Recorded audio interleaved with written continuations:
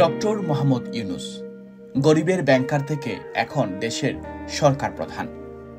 ঢাকা বিশ্ববিদ্যালয়ের অর্থনীতিতে পড়ালেখা শেষে ফুলব্রাইট স্কলারশিপ নিয়ে যুক্তরাষ্ট্রে পড়তে গিয়েছিলেন ডক্টর মোহাম্মদ ইউনূস।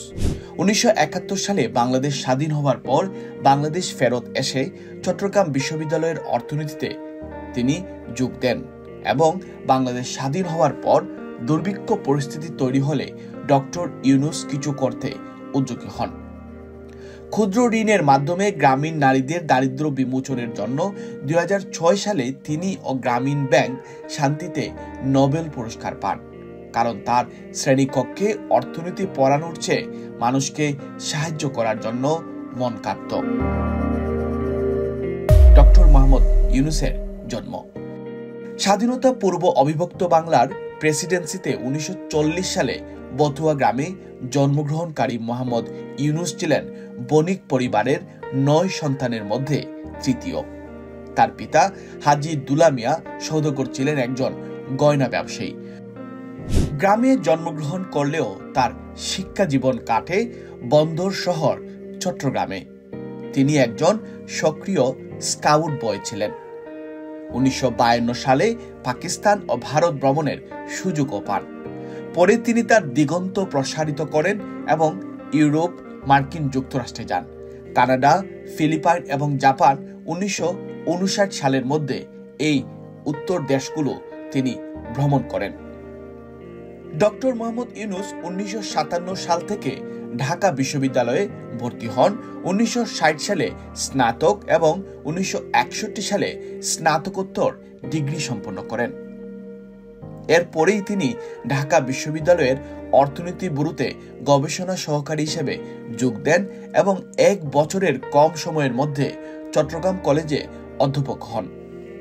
1965 সালে মার্কিন যুক্তরাষ্ট্রে পড়ার জন্য ফুলব্রাইট স্কলারশিপ পাওয়ার পর তিনি 1971 সালে ভ্যান্ডারবিল্ট বিশ্ববিদ্যালয় থেকে অর্থনীতি উন্নয়নে পিএইচডি ডিগ্রি লাভ করেন।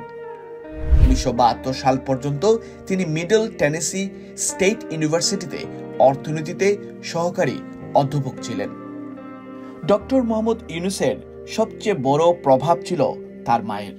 তিনি বলছিলেন, সহায়তার জন্য বাড়ির দরজায় কড়া নাড়া সবাইকে তার মায়ের সাহায্য করার বিষয়টি তার জীবনের সবচেয়ে বড় প্রভাব রেখেছে বলে তিনি মনে করেন।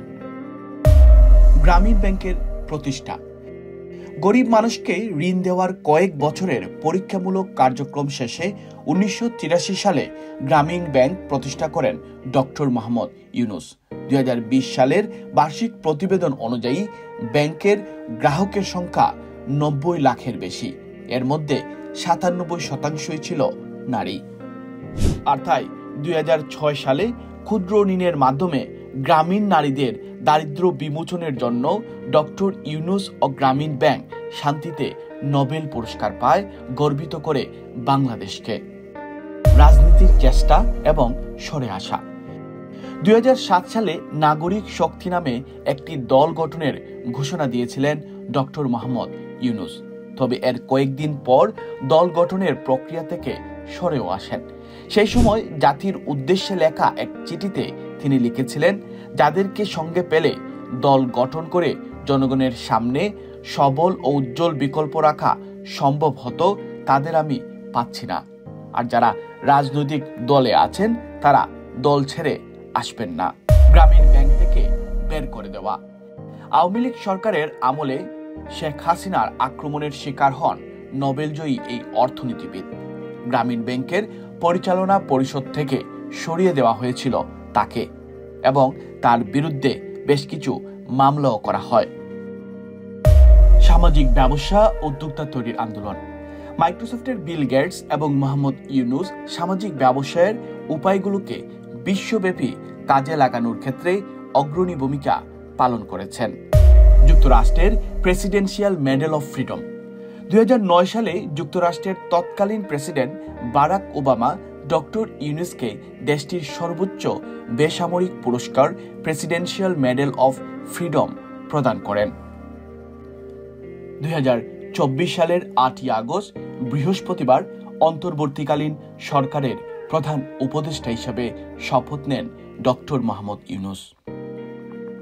বিশ্বের দরবারে একজন নোবেল জয়ী হিসাবে তিনি বাংলাদেশকে আরো উন্নতির দিকে এগিয়ে নিয়ে যাবেন, সেই প্রত্যাশা বাংলাদেশের মানুষের। Akramul Hossain, desk report, UK Bangla live.